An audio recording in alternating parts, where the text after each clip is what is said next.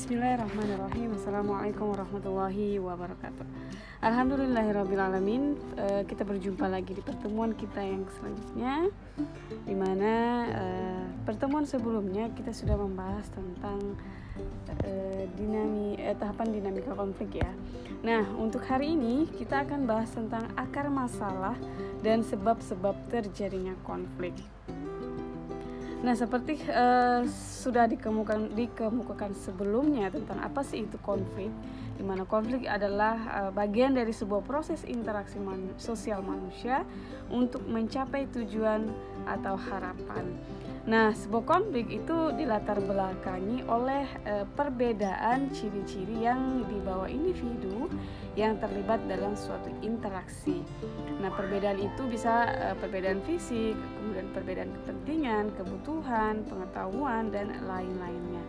Nah, pada prinsipnya sebuah konflik itu bisa terjadi ketika seseorang atau sekelompok orang itu terhalang keinginannya atau upayanya dalam mencapai sebuah tujuan. Nah, hal itulah dapat disebabkan perbedaan pandangan terhadap tujuan itu sendiri, norma-norma sosial, ataupun terhadap tindakan dalam masyarakat.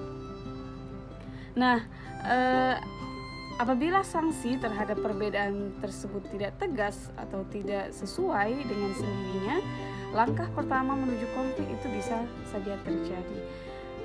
Seperti itu. Nah, menurut Sujono Sukanto, dia menyebutkan ada 4 faktor yang menyebabkan terjadinya konflik dalam masyarakat. Yang pertama adalah perbedaan antara individu. Nah, setiap manusia itu tentu memiliki pendirian dan perasaan yang berbeda gitu ya. Misalnya saja, contohnya nih, kalian, Anda dan misalnya ada beberapa teman itu memiliki pendirian yang berbeda-beda. Ada yang misalnya menganggap bahwa kalau kita belajar di dalam kelas itu, suasana kelas itu haruslah tenang, tidak ribut, tidak heboh atau apa gitu.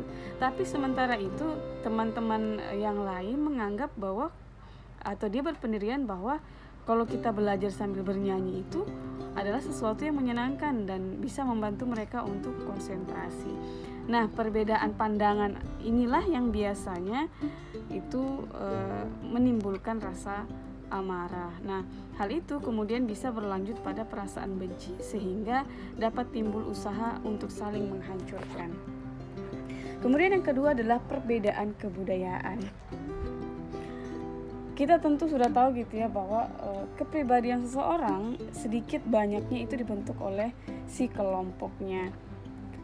Secara sadar atau tidak, seseorang itu akan terpengaruh oleh pola-pola pemikiran dan pendirian dari kelompoknya. Contohnya adalah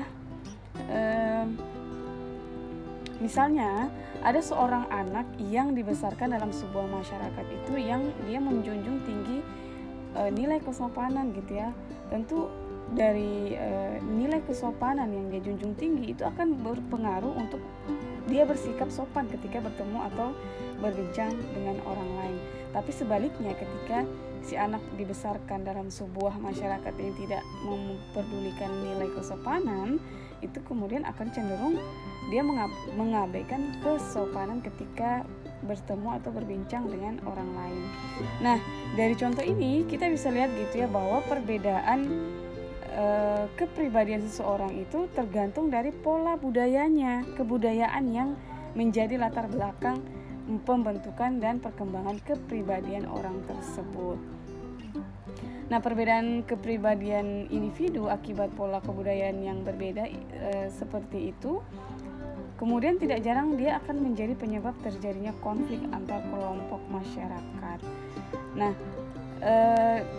biasanya juga dari pola kebudayaan itu akan cenderung berlawanan dan kemudian akan menimbulkan rasa amarah dan benci sehingga mengakibatkan konflik. Nah, yang ketiga adalah perbedaan kepentingan. Nah, perbedaan kepentingan antara individu atau kelompok merupakan faktor lain penyebab konflik atau pertentangan.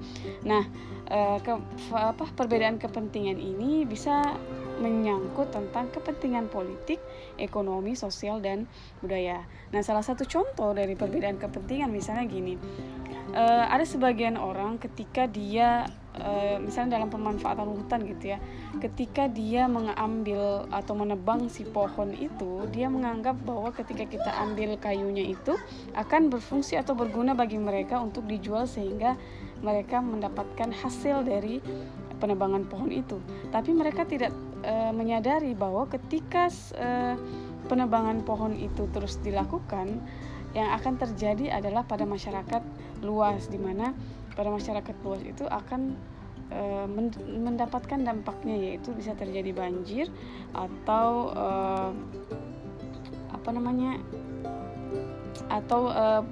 bocornya lapisan ozon dan sebagainya.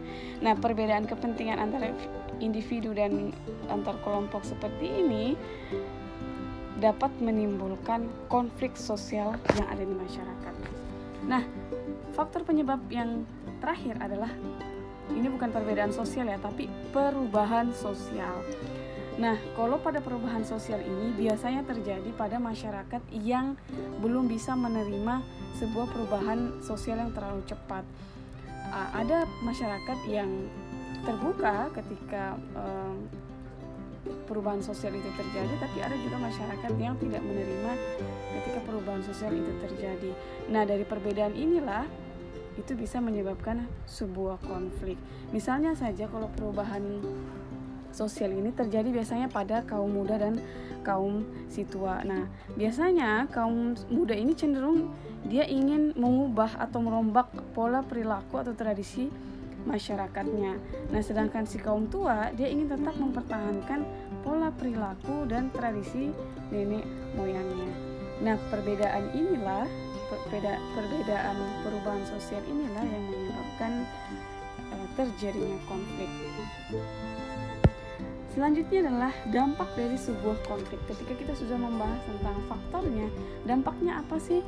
Nah, ternyata dampak sebuah konflik itu tidak hanya terjadi dampak negatif saja, gitu ya. Ternyata ada dampak-dampak positif dari sebuah konflik.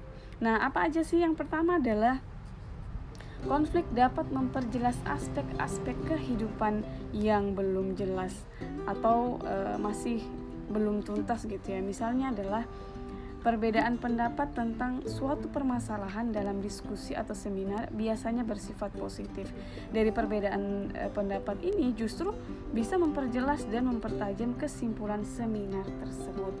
Kemudian yang kedua adalah konflik memungkinkan adanya penyesuaian kembali norma-norma atau nilai-nilai serta hubungan sosial dalam kehidupan bersangkutan dengan kebutuhan individu atau kelompok. Yang ketiga adalah konflik meningkatkan solidaritas sesama anggota kelompok. Yang keempat adalah konflik merupakan jalan untuk mengurangi ketergantungan antar individu dan kelompok. Kelima, konflik dapat membantu menghidupkan kembali norma-norma lama. Keenam, konflik dapat berfungsi sebagai sarana untuk mencapai keseimbangan antara kekuatan-kekuatan yang ada di dalam masyarakat. Dan yang terakhir adalah konflik memunculkan sebuah kompromi baru. Nah, setelah kita tahu dampak positif dari sebuah konflik, nah jelas bahwa konflik pasti menyebabkan dampak negatif atau dampak negatif. Yang pertama adalah terjadinya keretakan antar individu dan persatuan kelompok. Yang kedua, terjadi kerusakan harta benda dan jatuhnya korban manusia. Yang ketiga, berubahnya sikap kepribadian para individu baik yang mengarah pada hal-hal positif maupun negatif. Kemudian munculnya dominasi kelompok pemenang atas kelompok yang kalah. Seperti itu ya. Jadi untuk hari ini sampai di sini dulu pembahasan kita. Minggu depan akan kita bahas lagi dan dengan pembahasan resolusi konflik dan peran mediasi atau orang ketiga, pihak ketiga maksud saya. Oke, terima kasih atas waktunya. Silahkan bisa mencari referensi-referensi lain ya. Semoga biar kalian bisa menambah ilmu kalian. Terima kasih atas waktunya. Akhir kata dari saya, wassalamualaikum warahmatullahi wabarakatuh.